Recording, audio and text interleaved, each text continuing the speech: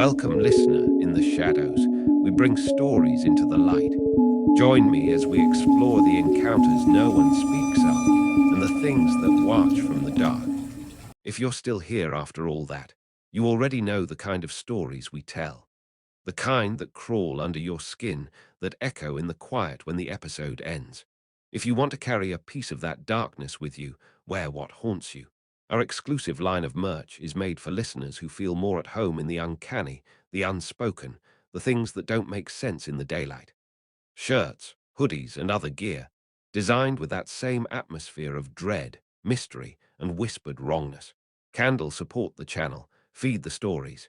You can grab yours at https://theshadows printify me, and as always, don't look behind you. Chapter 6. The Unmarked Room. You don't find the room remembers you. The voice faded like it had never been spoken aloud, as if it passed straight from the salt into the marrow of their bones. You are the ones I kept. It echoed without reverb, no direction, no acoustics, just certainty. Lena's flashlight beam shivered as her hands steadied. Cherie stepped closer to the corridor mouth where the sound had come from. But the hallway was wrong, too long, too narrow. It hadn't been there before. That corridor wasn't open, Darius said, voice tight.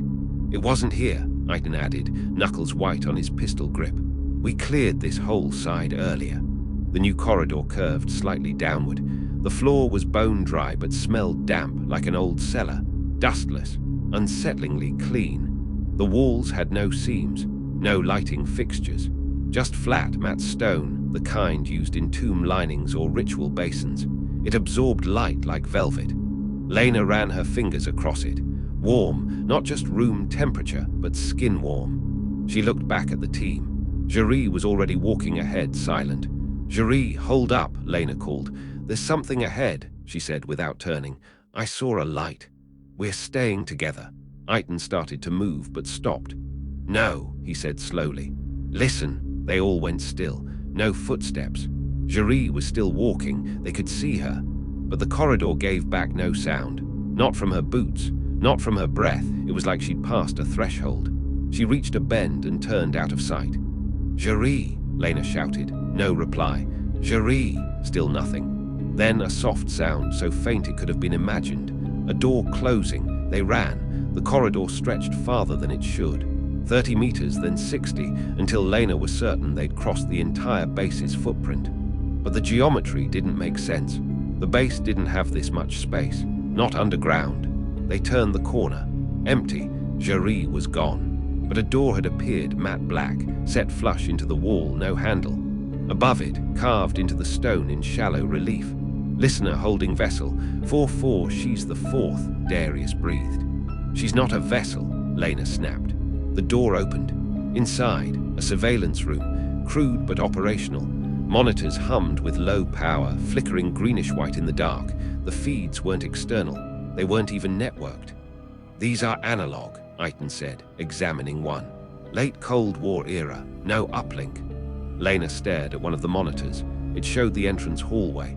She saw herself entering the base. Same uniform, same gait, except she wasn't carrying her rifle. That's not me, she whispered. I always carry my weapon first, barrel down. It's close, Darius said, but the timestamps. There are no timestamps. He was right.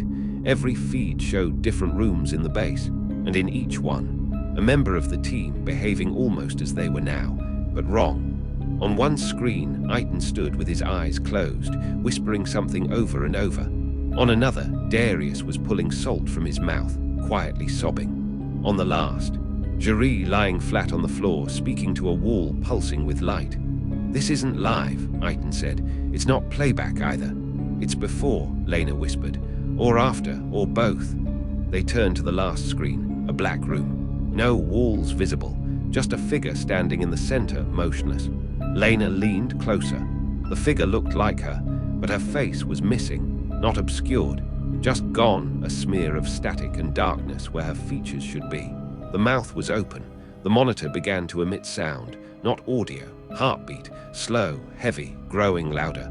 Then from the speaker, "You were here, you will be again." The lights in the surveillance room dimmed. One by one, the screens turned black, except for the one showing Lena's doppelganger. That one remained, its mouth still open, still speaking, but no one heard what it said, except Darius, who whispered, "She's calling something in." Chapter 7, The Memory Error. You don't forget, you are rewritten. They left the surveillance room in silence, but it followed them anyway. The hallway felt tighter now, as if the walls had drawn closer. Lena brushed her shoulder against the edge. The previously smooth stone was now pitted, almost breathing, like something behind it had pressed against the barrier too many times. She didn't say anything. Neither did Darius. But Eitan stopped walking. "My gun's missing."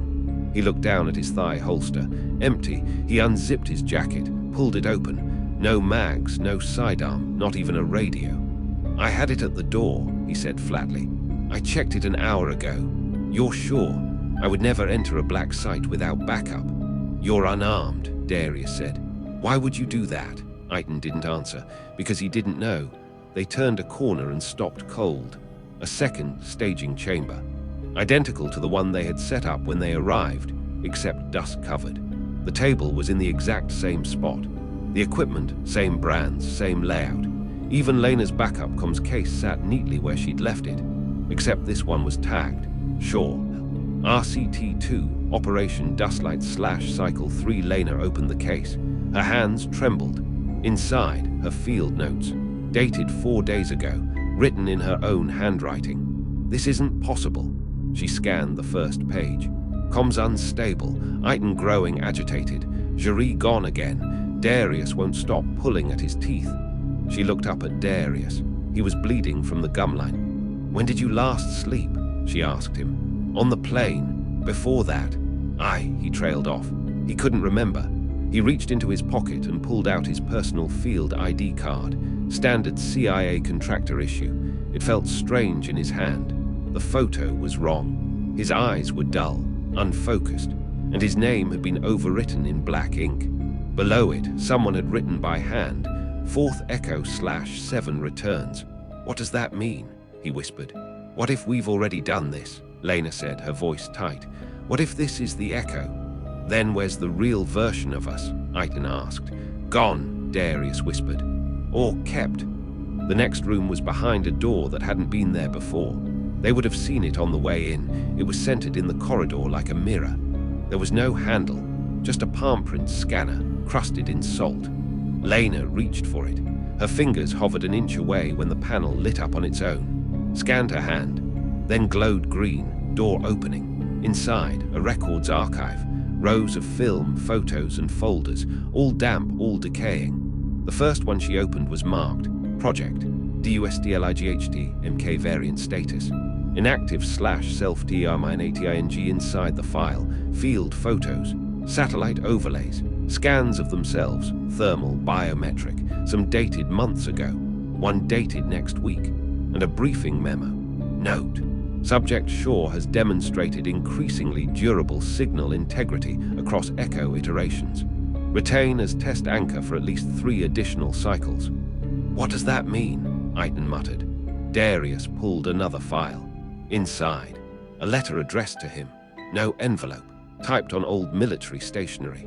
To Darius Nejadre, your previous arrival, you will remember enough to obey, but not enough to run. When you begin to recall the door with no hinges, it means you are too late again. We'll see you shortly. He dropped the page like it had burned him. "I've read that before," he whispered. "I swear to God, I've read that exact letter." "Where?" Lena asked. "In a dream," he said, "but the walls were red and the lights were blinking." Jerry's voice crackled over the open channel. "Captain, I need you to follow me now. You're wasting time." "Jerry," Lena barked into her mic. "Where are you?" No response. But from down the corridor, the same door, the one with no handle, slowly creaked open again. Except this time, there was no room behind it. Only a long, black hallway lined with salt-crusted mirrors. And every mirror reflected something different, not just them, but them in other uniforms, other years, sometimes with eyes missing, sometimes mouths, sometimes still moving. Chapter 8, Salt Echoes. Reflections don't lie, they just remember differently. The mirror-lined corridor wasn't on any schematic. It felt grown, not built, a ribcage of a place, glistening slightly, salt-flecked glass arching overhead like bones that had been stretched too far and still hadn't stopped cracking. Lena's boots echoed in a dull, muted way, like the air here didn't want to carry sound. "No sound return," Darius whispered. "It's suppressing echo, like a soundproof chamber made of memory." Eitan walked with his sidearm drawn, the muzzle twitching toward every passing reflection. Each panel on the wall showed them, but not exactly them. In one reflection, Lena was standing in dress blues, her hands cuffed, eyes downcast. In another, Chadeauxs stood flanked by soldiers, her uniform red, her gaze hollow. And in a third, Darius sat alone in a darkened cell, a key in his mouth, chewing, slowly. "These aren't projections," Eitan said. "These are possibilities." "Or outcomes," Lena said. "Ones we never made it to. Or ones we escaped." "What if they're lures?" Darius asked. "Ways to get us to pick the one we fear most, or remember best." They passed a mirror with Lena alone in it, but in the reflection she was much older, hair graying, uniform crisp, standing in the ruins of the same base years later. No team, only her. She stopped, reached out. The reflection reached back. Only when their fingers touched the glass did the reflection smile, but Lena didn't. The smile was wrong, too wide, too knowing. "Keep moving," Eitan said quietly. "Don't linger." Chadeauxs' voice crackled again over the comms. "I'm still inside, deeper than you think. You've almost reached the breach." Lena tapped her mic. "Chadeauxs, give us a location." "The coordinates won't help," she said. "Just follow the voice that sounds like me." Darius looked up. "That wasn't the transmission channel we were using. She's not on comms anymore." "Then how?" Eitan began. They stopped. Because ahead, the hallway ended in a T-junction, both paths leading into mirrored alcoves. But in one alcove, the mirrors reflected nothing. Eitan stepped forward slowly. When he stood before the left alcove mirror, his reflection looked back, bruised, tired, but intact. When Darius approached, his reflection looked normal too, though his eyes were completely black. Then Lena stepped forward. Her reflection was flickering slightly, like an old recording. Her image blinked once, then froze, mouth half open. But the final test, they turned to the right alcove, and no one was reflected. Not Lena, not Eitan, not even Darius. "Where is it?" Eitan whispered. "No reflection," Darius muttered. "It's a gate. To what? To what forgot us?" A sound like a wet exhale passed through the corridor, and something changed in the mirrors. They didn't reflect light anymore, they absorbed it. The corridor darkened slightly, and then the glass began to speak. Not aloud, not through vibration, but through memory. Each pane whispered in its viewer's mind, like a memory you almost forgot, slipping back in. You knew the door was open when you lied about it. He died calling your name, and you told the team he never spoke. She begged you not to leave her, and you did. "You can stay here forever. You already did once." Darius knelt. His fingers trembled. "It's trying to feed," he said. "It needs memory. It needs confession." Lena's voice was hard now. "Don't answer it." But Darius was already whispering. "I left her in the tunnel. I heard her breathing. I still left." And the mirror before him rippled. A hand pressed from behind the glass, not his, not anyone's, thin, elongated, with too many joints. Then it receded. Lena grabbed Darius and yanked him back. "Don't give it anything else," he sobbed once. His face was pale and sallow, but Eitan was staring at the reflectionless alcove. "If it didn't reflect us," he said, "then what does it show?" He stepped forward and vanished, just gone. No sound, no flash, no recall, just absence. "Eitan!" Lena rushed forward, but the alcove only showed her reflection now. Distant, small, flickering. Darius tried his radio. Nothing. Then in the flicker of a mirror behind them, Eitan's face appeared. Briefly, but his eyes weren't moving. His lips were. "He's in the walls," Darius whispered. "The listener, it's wearing him." Lena stepped back. "We go after him, and if he's not Eitan anymore, then we take him anyway," she said, "because he followed us in."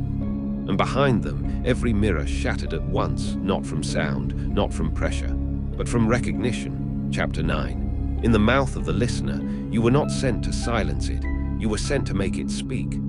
The tunnel behind the shattered mirrors wasn't carved, it had grown. Veins of calcified salt ran through the stone like sinew. Bone fragments jutted from the walls, ribs, vertebrae, shattered knuckles, all smoothed down by time but not forgotten. The air was still, not dead, waiting. Lena led with her rifle, every footstep deliberate. Darius followed close behind, cradling the comms pack like it could still save them. His fingers were bleeding again, though he didn't know when it started. His mouth tasted like copper and dust. He was here, Lena whispered. The glass didn't destroy him, it took him. Took or remade. We're getting him back. They passed alcoves, each one a hollow lined with bone shards arranged in precise spirals, a ritual geometry. Every few feet, the bones changed color. Yellowed human remains gave way to darkened animal fragments, and eventually, shapes unrecognizable. In one niche, a skull rested face up. Its eye sockets were filled with compacted salt. Its jaw hung open, whispering without sound. "This is the mouth," Darius said, voice barely audible. "The what?" "The name from the relay files. Section Theta. Final designation." He pointed to a plaque above the ossuary archway. Hebrew Tav, Hebrew Shin, Hebrew Mame, Hebrew Tain, Hebrew Aleph, Hebrew Tav, Hebrew Kaf, Hebrew Lamed, Hebrew Mame. You will hear their all as they descended deeper. Lena's comm crackled. A voice, warped, stretched, half-human. "Iton. He's inside me, I'm sorry. I didn't want to, static. The smell never goes away. You start to like it." "Iton," Lena barked into the mic. "Where are you?" "Turn around, Lena," the voice said. "You're almost ready." And then silence. But not silence like absence.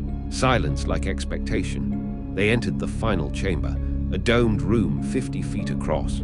The ceiling was ribbed, literal ribs, arched overhead like a cathedral. The floor was layered in a thick crust of ash and salt, compacted into symbols like crop circles burned into skin. And at the center, resting on a mound of fused remains, the listener, not a being, a form, too large to be human, too fluid to be still. Salt-encrusted robes clung to a skeleton too long for bipedal gait. The hands were reversed, palms turned backwards, fingers bent like thorns. Where its head should be, a dome of glass. Inside, swirling slowly, ash teeth and a single human eye still blinking, and kneeling at its base, facing away, Jerry. "Jerry!" Lena shouted. She didn't turn. Instead, she spoke calmly, not like herself, like someone remembering their role. "He's almost finished listening. He likes your voice, Lena. You speak with clarity, with grief."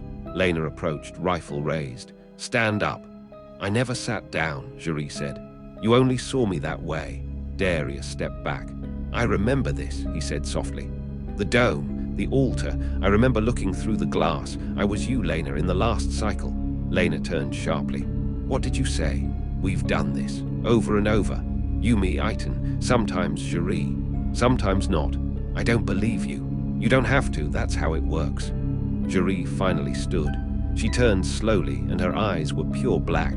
No whites, no irises, just reflection. "I wasn't sent with you," she said. "I was already here. The agency embedded me in the third cycle, but he liked me." "Who?" Jerry gestured toward the listener. "Him." The dome of the listener rotated slightly, and the eye inside blinked once. A beam of focused heat sliced through the chamber, carving a shallow line through the ash. It stopped inches from Lena's feet. "He doesn't speak," Jerry said.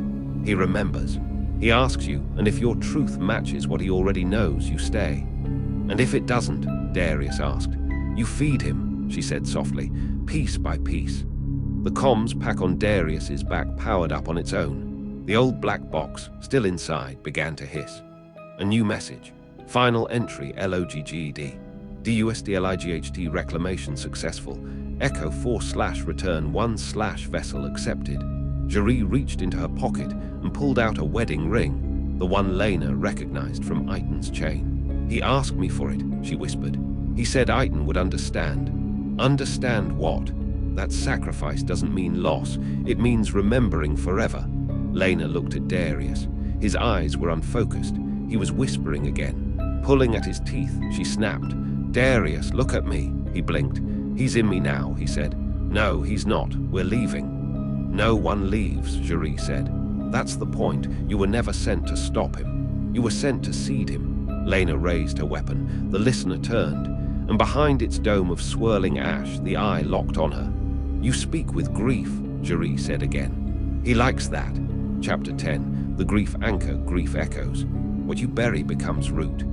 The listener's eye did not blink again. It simply stared, through the glass, through the dome, through Lena.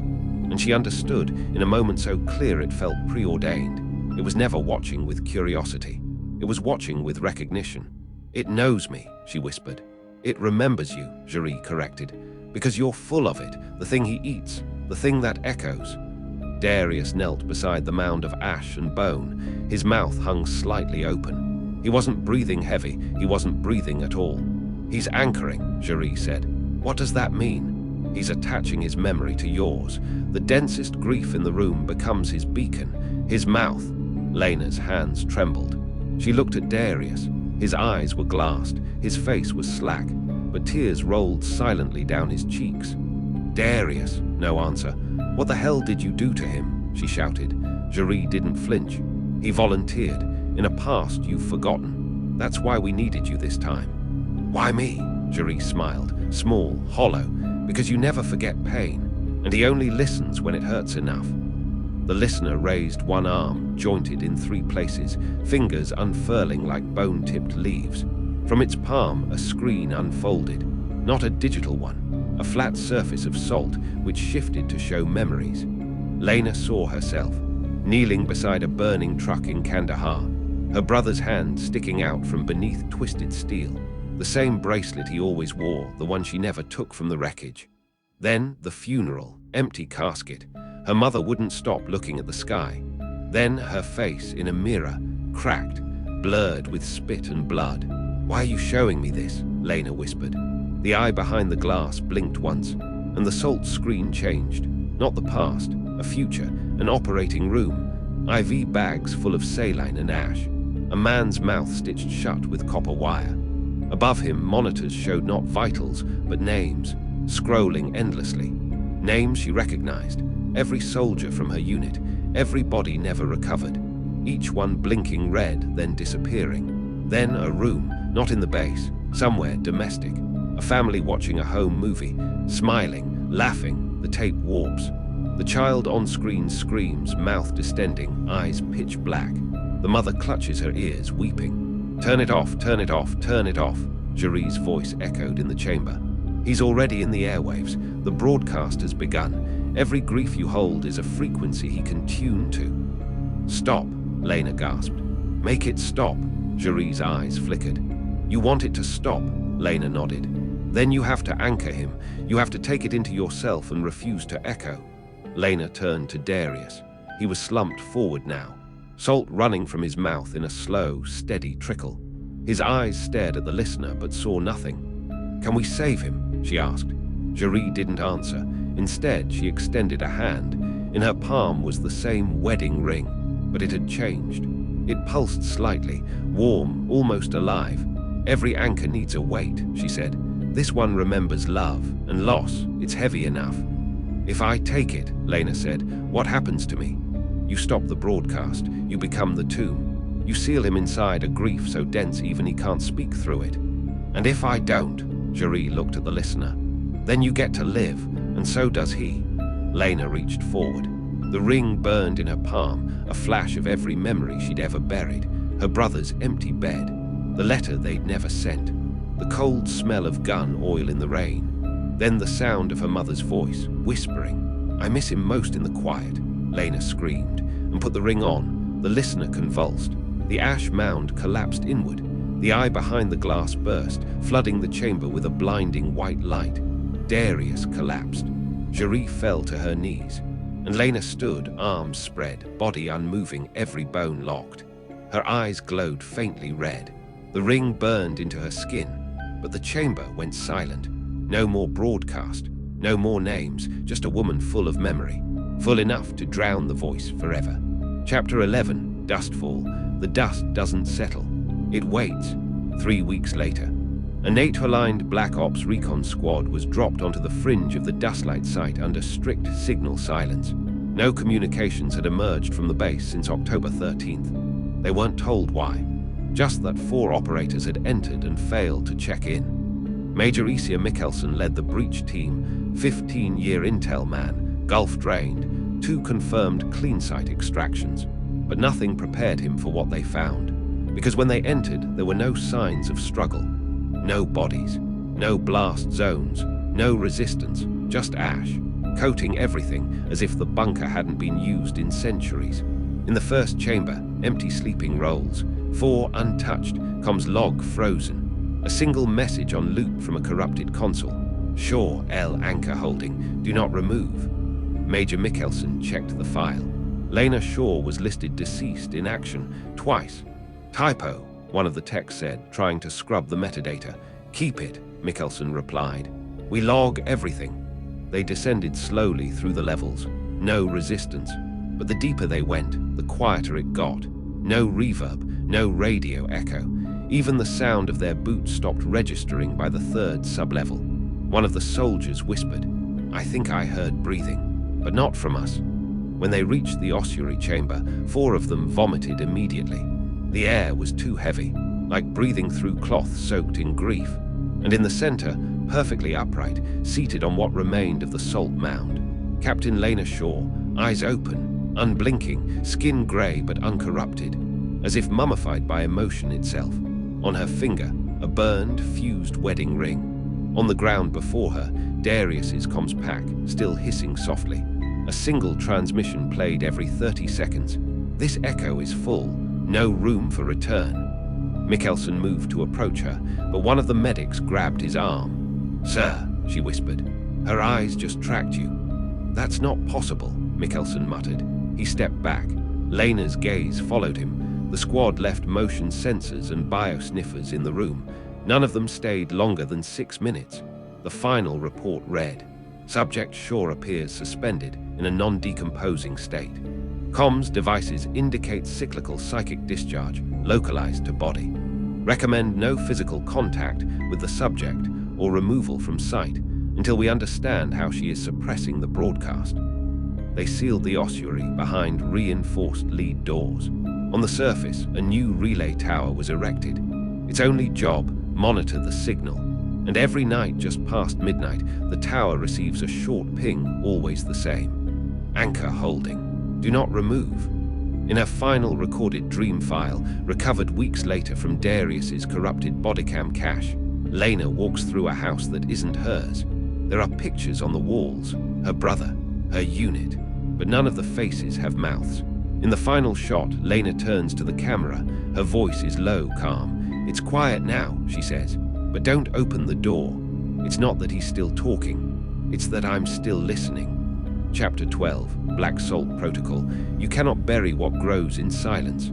Site, Fort Belvoir DIA Oversight Facility. Date, November 19th, 2025. Subject, Operation Dustlight Postmortem / Black Salt Containment. Hearing the room was quiet. No recordings, no names, just initials.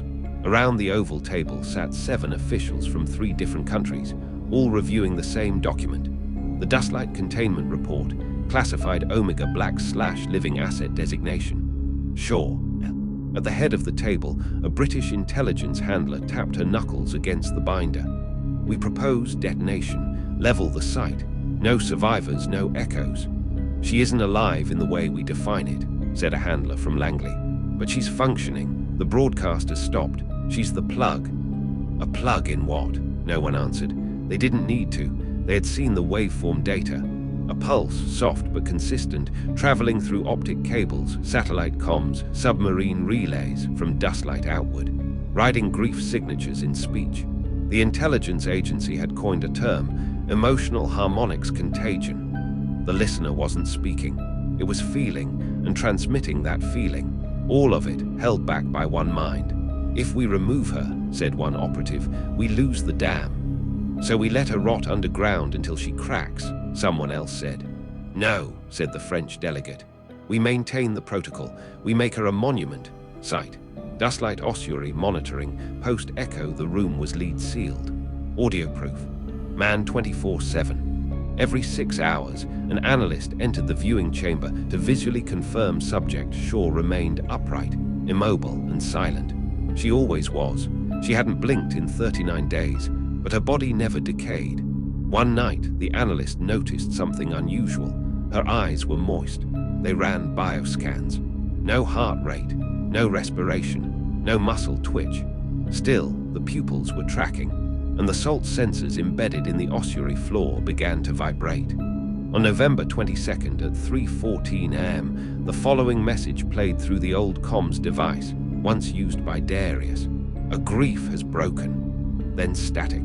REDACTED internal memo, level 8 clearance only. We've confirmed it. A resonance event in the South China Sea triggered a minor pulse. A mother lost 2 sons on the same night. Her cry was recorded by a passing drone mic. The waveform was identical to Dustlight's anchor frequency. Shore tried to contain it. We saw the strain spike. The salt formations surrounding her began to decay. She is no longer sufficient. The listener is waking. Recommend emergency phase transition. Black Salt Protocol. Black Salt Protocol, a final option. Simultaneous detonations across 5 dormant MK variant sites. Not to kill the listener, but to drown it in uninhabitable resonance. Problem: no one knows if it will work. It was never tested, because it requires something first, Shore's death. But when they re-enter the ossuary to execute the protocol, Lena is gone. Not escaped. Not moved. Gone. No body. No ash. Just a ring, still warm, and a new inscription carved into the wall in perfectly straight letters. You taught ME silence. I taught HIM grief. Now he knows you're NAMES. And 3 days later, every major global broadcaster receives a 0.8-second blip of corrupted static. Embedded within, at impossible modulation, a phrase. Anchor broken, mouth open. Final note, CIA addendum, we lost Shore. We did not lose the listener. We did not trap it. We gave it grammar.